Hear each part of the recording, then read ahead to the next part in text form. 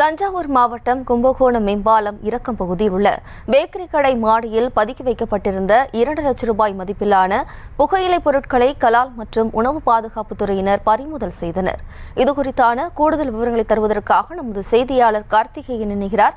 வணக்கம் கார்த்திகேயன், மேலும் விவரம். வணக்கம் ஜெயந்தி. கும்பகோணம் மாநகர் மேம்பாலம் இறக்கம் நீடாமங்கலம் சாலையில் உள்ள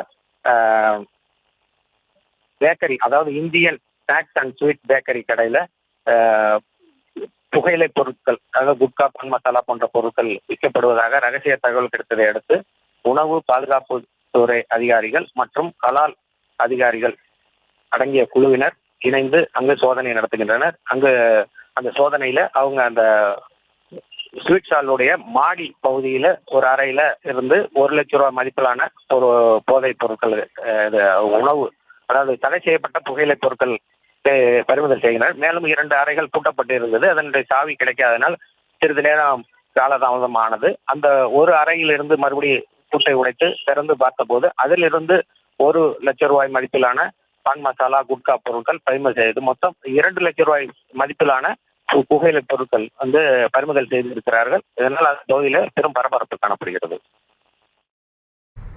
விவரங்களுக்கு நன்றி கார்த்திகேயன். செய்திகளை உடனுக்குடனும் துல்லியமாகவும் தெரிந்து கொள்ள சப்ஸ்கிரைப் பண்ணுங்க.